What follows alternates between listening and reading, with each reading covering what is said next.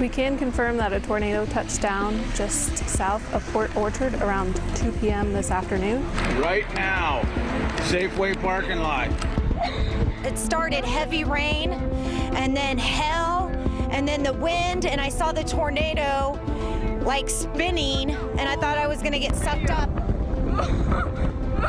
We're at the other end of the house, and the trees came down right in the middle of the living room. It literally looked like somebody brushed a comb over the trees and pushed them all over these houses. It was pretty devastating. It's just amazing. It sounded just scary. I'm very blessed to be still here. My car is still here. And just to see my neighbors going through all this tragedy, just sad. Trees toppled right into homes. Neighborhoods looked like disaster zones. Structures unrecognizable. Roofs reduced to splinters and debris. All this damage caused by a rare tornado that touched down in Port Orchard this afternoon. This is what the twister left behind. Take a look at the left. That is what the area looked like before the storm. And then on the right, the same area after today's tornado. The damage and debris almost incomprehensible following a storm that was so briefly on the ground. The tornado blew the roof right off of this red house. Take a look. The left side is what it looked like before today, the right after the tornado hit it. King 5 has assembled the Yellow Jackets to bring you team coverage tonight. We begin with Natalie Swaby, who talked to the owner of that home. I'm Natalie Swaby, and tonight we are in a Walmart parking lot. This has been a meeting spot for utility crews, firefighters, and law enforcement. They've been coming here to coordinate. Then it's right back out to those neighborhoods that need help. Earlier tonight, we were in one of those areas, and we talked with the family after they saw the damage the tornado did to their home. As soon as I saw a video that was shot from the Safeway gas station just down the road, it was pointed directly to my house, and I could see the debris of the roof just coming off. John Mueller was at work when his red house was hit hard by the tornado. Every window is smashed. My garage door is in my garage, folded in half and crunkled. It looks like the house took its hat off. John and his daughters got a closer look tonight. Jasmine's bed is buried. This is my bed, and this is all the insulation that just came tumbling down. If my daughter and son were in there, they would have been hurt severely. There's furniture tipped over everywhere. There are 2x4s stuck in the walls. As some families return to their homes, it's kind of sad seeing half these houses kind of destroyed. Hannah Lawhead reflects on the day. This is sort of the beginning of it. It happened fast, but it kind of felt like it was in slow motion almost at the same time. It wasn't until later that she learned her dad had an up-close and uncomfortable view. What I was looking at, he was in the middle of it. I was on the corner of Salmonberry and Bethel Road. Russell Lawhead was in a parking lot. I had no idea what was going on. I didn't know it was a tornado. I'm just seeing this big tree fall behind me and debris flying, and then it's over. I counted 9 cars in a row that had all the black back windows were blown out. Back on John Street, he counts his blessings. I can't say enough that I thank God that nobody was hurt. Tonight, he says he has what he truly needs. All of us together, that's the first step. Everything after that is okay. John says something that meant a lot to him is that his church, his co-workers, and the Red Cross have already reached out to see if there's anything that his family needs. In Port Orchard, Natalie Swaby, King 5 News. Here is perhaps what is most incredible about what happened today is that no one was injured or killed by this tornado. Now here is ground zero. This is southeast Tiburon Court, where most of the houses were damaged. Some of them lost their roofs. Several of them were hit by trees. Look at all of these houses here. These are all residential areas, but they were not touched. Only the houses here near Tiburon Court. Mostly. It is right here by the Walmart store and across from the Wendy's. And this is where the Safeway is. So you can see it's a very populated area. Lots of people there at 2 in the afternoon, and yet no one was seriously injured. Tonight, King 5's Chris Daniels caught up with first responders trying to keep people safe and helping others evacuate. Good evening tonight from Port Orchard, just a couple of blocks away from where that tornado struck down in a well-populated area. Freaky. That used to be all trees, sir, and it's just level. That's how Toby Ryan described it as he stumbled into a couple near ground zero. They said that they lost, their house is gone, but you know, they're alive, so You ever seen anything like that? Not around here. I didn't hear anything. I just, I happened to look out the window because there was a lady trying to fight her umbrella, and I saw debris flying that way, and I thought, oh my goodness, she's going to get hit by something. And the next thing I knew, I heard a crash, and I said, oh, the trees fell on the house. I mean, I knew right away what it was. Carrie and Stan Walter had to be evacuated. Their 2 cats, too. And the trees came down right in the middle of the living room. And 3 big trees, 3 great big tall fir trees. All night, rescue crews worked through pounding rain. All right, next. To assess the damage while trying to cap a gas leak triggered by the twister. I saw the tornado come by the window. Shannon Blake says she already knows her home is destroyed, but is thankful her family is not. The tree missed me by about that much. Yet it will be a December to remember after the visit by a freak funnel. You don't expect this to happen, not in Washington State, right? We saw South Kitsap Fire and rescue crews pulling dogs, cats, and even small children out of the affected area, which, based on what we can see here on the ground, is going to take several days to clean up. In Port Orchard, Chris Daniels, King 5 News. I'm Drew Mickelson. The tornado tore down power lines and trees and triggered gas and water main breaks, but no one apparently has been seriously injured. PSE crews will be out here overnight, and they won't be alone. We've got this side. The driveways are dark. Some are cut off and hard to get through. But in this neighborhood, now buried in trees, Kitsap County search and rescuers want to make sure everyone who lives here is okay. Okay, well, thank you very much. We were scared, especially when we saw the trees start going down, and then we heard that loud. It sounded like a jet. It sounded like a jet was like close, coming down low. It wasn't a plane crash. This was a natural disaster. Dozens of trees crushed homes and knocked out power to hundreds. While the State Patrol says it appears no one was seriously hurt, nearly everyone in this neighborhood suffered some kind of property damage during the kind of afternoon storm they didn't think was possible here. Oh, it's devastating. It's like what you see on the news, where in other countries or other states. I saw my trampoline upside down. I took a video or a picture, and I went to go outside. I could smell gas, and immediately I ran outside and with my 4-year-old nephew in my hands with slippers and ran up the road for safety. It's a skid mark. They put a skid mark over here in Port Orchard. It's really sad. Those search and rescue volunteers going door to door out here checking on folks are reminding people if they need anything to call 911. In Port Orchard, Drew Mickelson, King 5 News. I'm Jenna Hanchard. We're at St. Gabriel Church in Port Orchard, where tonight the Red Cross tells us about 50 to 75 people came here. They either had to be evacuated or they came in to get warm and get some food and then went on their way. We talked to some of them this evening. Got it? I got it. Okay. At St. Gabriel Church. Okay, thank you very much. There's some relief. If something happened to me, I would like somebody to help me. Doyle Forrester came to volunteer. Well, anything that they need. I've been putting paper in the toilet rooms and setting out chairs and tables and helping people in and out. People like Richard Raymond. The house is completely destroyed. It got hit by 3 large trees. Richard showed us some pictures of the damage and said he's surprised he made it out of his home from Rhapsody Street. I saw the twister coming at us, and then it went right through our house. And while you were inside? Yeah. I mean, yeah. Richard, like others, are still in shock and are here for support throughout the night. It's just really, it's nice, to see people, caring like that. I've never had to be on the receiving end of this, but it definitely helps to know that people care. Tonight, there were a lot of people that came to drop off things. The Red Cross says the best way to help out is to donate. Reporting in Port Orchard, I'm Jenna Hanchard for King 5 News. So we can't be everywhere when breaking news happens. We're grateful that a lot of you helped us tell the story of the storm today with your pictures and videos. Check out this video Cassidy shot. It looks like it was taken from the 2nd floor.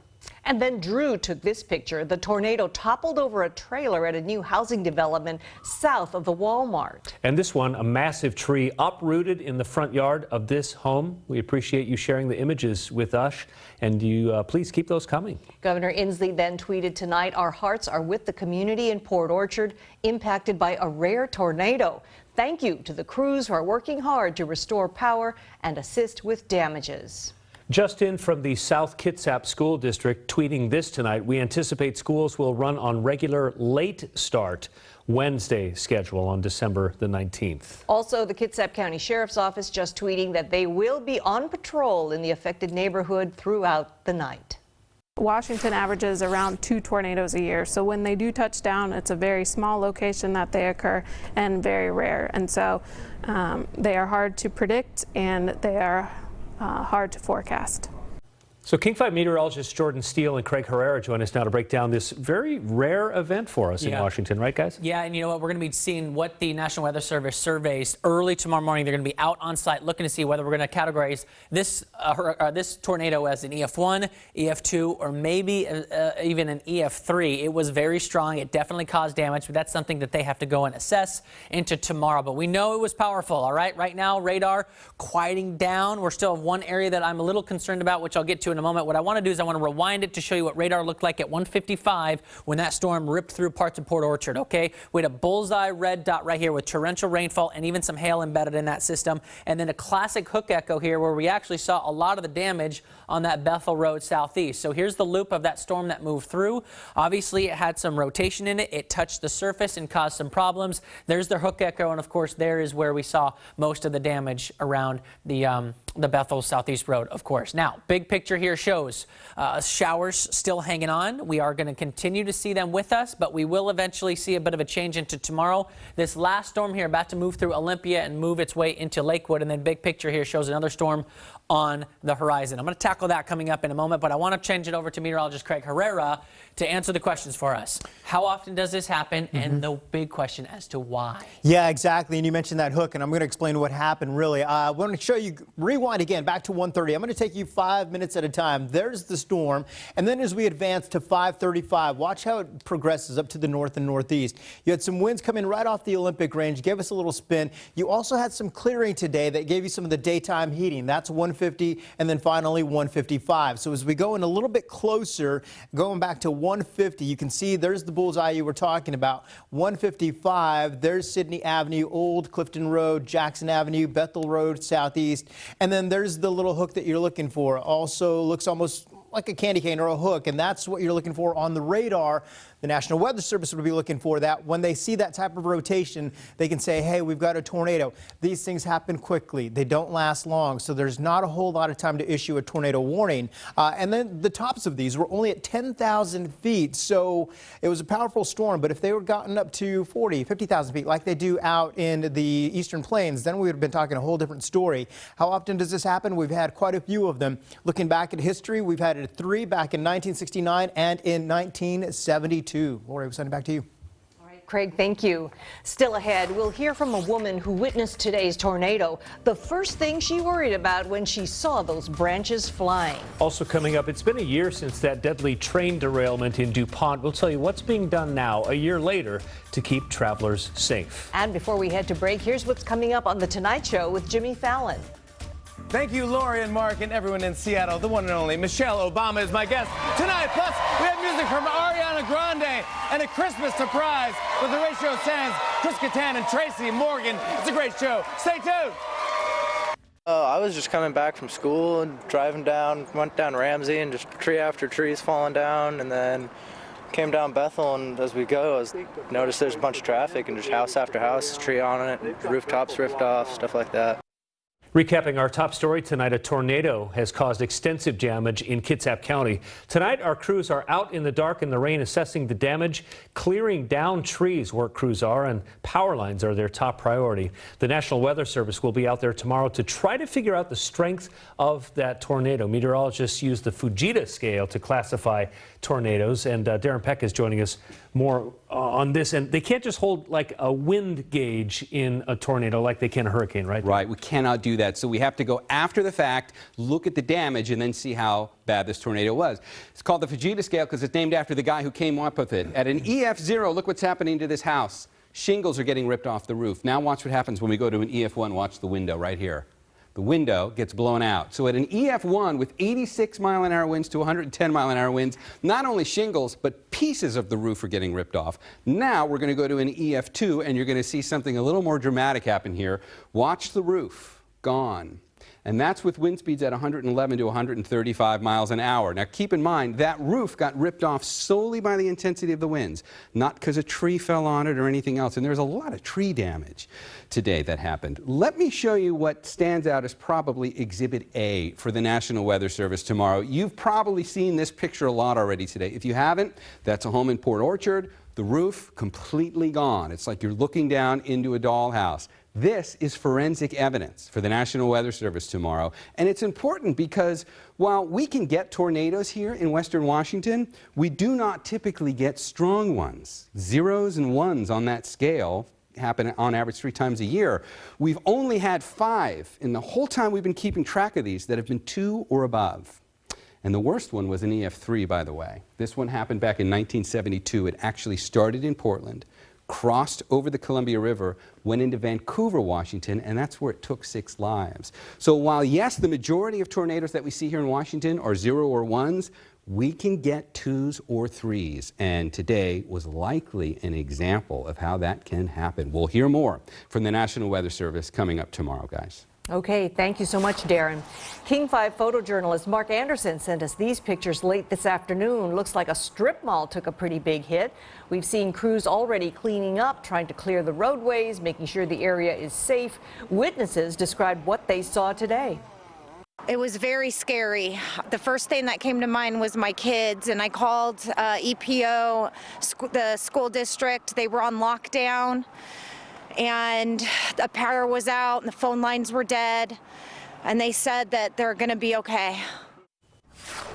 The tornado damaged the Bethel Square restaurant and lounge along Bethel Road. On the left is what it looked like before the storm. On the right, you can see the sign blown down right on the sidewalk there. It clipped a car. Utility poles and power lines also toppled in the parking lot there. So lots of damage in Port Orchard still tonight. So lots of wind and rain there, but there was a lot of rain throughout Puget Sound today. Yeah, I mean, we saw that bullseye highlighted right over parts of south end of Kitsap County. You know, it's ironic we talk about tornadoes. I mean, this is extremely rare. We give you an idea of how much we typically see. I wanted to give you another perspective. When we take a look at how much we average in the month of December, not even 1%, all right? 0.1 is technically what we have. The average we see on any given year between 2 and 3, that number has actually been increasing. We heard from meteorologist Rich Marriott earlier today, and he was saying, you know, when he started his career 3 decades ago, it was average about 1 to 2. Now it's from 2 to 3. Of course, situations tend to be changing as these conditions unfold, and of course, as the climate changes. With all that being said, I haven't even mentioned snow amounts yet. I mean, the snow has been coming in loads over the mountains, so much so I-90 was shut down today earlier this morning for some spinouts. A lot of the mountain ranges have had avalanche control on high alerts. We had 13 inches last night over at Crystal, 10 inches today, 5 inches since the lifts closed, and so I'm thinking they're still seeing plenty of that in the mountains. However, other locations are beginning to calm down. So when we take a look at what's happening tonight, I do think we're still going to keep a spot shower here or there. In fact, one little band I'm keeping my eye on is going to be near where we saw the tornado today. Of course, the Boeing effect shows that we might see a little breeze with this. Olympia could maybe see a little bit of some moderate rainfall. You got a thunder boom just south of you folks, and that's been tracking eastward. So we're still going to keep rain in your forecast tonight. Tomorrow we'll get a bit of a gap here, and then higher clouds, eventually a bigger storm system. So this one, again, kicking up the wind. More mountain snow. Of course, rainfall likely, and the instability is still there. So we got to keep an eye out on just any kind of crazy weather that we tend to get this time of year. Tornadoes, obviously, very rare, but they technically have happened before. So we'll keep the onshore flow tonight. Showers overnight tonight. Very hit and miss. Nothing crazy. We go into tomorrow, bit of a break, okay? Notice where we're at. The wind's coming in out of the south, so maybe a little breezy. The next storm moves through Wednesday night, all right? So tomorrow's your day to get out, get some errands run if you don't want to get wet. We do have that rain coming in Wednesday night and overcast conditions with, of course, widespread rain on Thursday morning. The wind will be cranking on the coast. It's also going to be cranking in and around Whidbey Island, the San Juans, gusts between 40 and 50 miles per hour. This is 5 o'clock in the morning on Thursday. Thursday. The wind sticks with us, transitions out of the west. We stay active Thursday afternoon. Looks like we get a little bit of a break and then a new storm coming in by the time we head into Friday and Saturday. So when we take a look at snow amounts, additional amounts, looks like we're going to pick up a good amount, anywhere from about 1/2 foot to 1.5 feet on average with your Thursday system up and over the Cascades. If you're traveling, take your chains. Conditions over the mountain passes have been somewhat treacherous over the last couple of days. Highs down here around Seattle will be in the low 50s. In fact, most of Puget Sound will be 40s and 50s. We cool down for the first day of winter, and Sunday game day, we do have some showers sticking around with that new storm on the horizon. All right, thanks, Jordan. Today marks 1 year since that Amtrak train derailment in DuPont that killed 3 people. There's been talk about restarting service on that Point Defiance bypass route, but it hasn't happened yet. It's tentatively set for March. But that can't happen until the National Transportation Safety Board completes its investigation into what went wrong, and that's expected early next year. The NTSB initially said the train rounded a curve at 80 miles per hour in a 30-mile-per-hour zone. 13 of its 14 cars jumped the tracks. The derailment injured dozens of people, including 81-year-old Rudy Wetzel, who has undergone several back surgeries over the past year. I was a healthy person all my life, and suddenly, you know, I'm having problems walking. I had problems vision. I had these shakes, I call them. Since the crash, Amtrak has been making safety improvements like launching a new safety management system. It's also developing a stricter process in the way it chooses new routes like the one through DuPont. Meantime, both federal and local officials continue to work on installing positive train control. Under federal law, every train track in the country is required to have it by the end of the year, but some rail companies are eligible for a 2-year extension. A woman who set the stage for so many other women in Hollywood has died. Penny Marshall, who starred in Laverne and Shirley before becoming one of the top-grossing female directors in Hollywood, died at the age of 75 due to complications from diabetes. As a filmmaker, she became the first woman to direct a film that grossed more than $100 million. It was big. The 1988 comedy starring Tom Hanks. Up next in sports, the Metro showdown between Rainier Beach and O'Dea. And we'll take flight in the wildest of ways. We're with the Red Bull Air Force next. Prep showdown, state champion coaches Jason Kerr and Mike Bethea leading O'Dea and Rainier Beach tonight. Jamon Kemp with the sweet spin and step back from the stripe.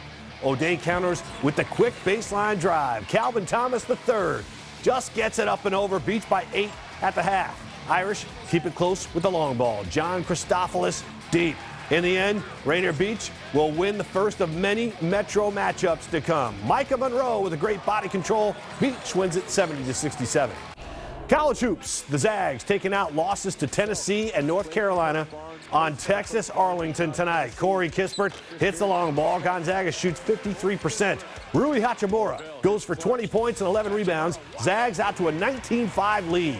They're up 48-30 at halftime. They go on a 15-3 run in the second half. Brandon Clark, 17 points, 13 rebounds. Gonzaga pounds Texas Arlington 89-55. Former Everett Silvertip Carter Hart became the youngest goalie in Flyers history to win his NHL debut, 20 years and 127 days old. He made 22 saves in a 3-2 win over Detroit. Hart was Philadelphia's second-round pick in the 2016 NHL draft. He was the first goalie taken in that draft. Last month, we celebrated King TV's 70th anniversary and reminisced about some of the quality talent we've had here over the years. Photographer Scott McLaughlin was one of those people we were fortunate enough to work with in that time. Scotty now freelances on some awesome assignments, like this one with the Red Bull Air Force team. He directed this episode, shot along the mammoth walls of the Alps in Switzerland and in Italy. These shots are incredible, miles above. Season 3 is now available on Red Bull TV. Miles Dasher leads the team, which includes Luke Akins and Andy Farrington, both of Shelton. You might remember Akins skydiving without a parachute a couple of summers ago. Dasher himself has more than 7,200 skydives, but the Alps are a thrill ride. It's a pretty amazing flight, though. It's so steep here that you're not just like, you know, trying to outdo terrain. You're actually diving at terrain as fast as you can. Just before you get speed wobbles, you're like, "Wah, buck 60. Ah, my hair's on fire." What, Miles? You don't have any hair. $1.60. Amazing. That's Thanks, fast. Paul. All right. Be right back. That's it for us right now. Thank you for watching. King 5 Mornings will have continued coverage of the Port Orchard tornado. Have a great night. We'll see you back here tomorrow. Good night.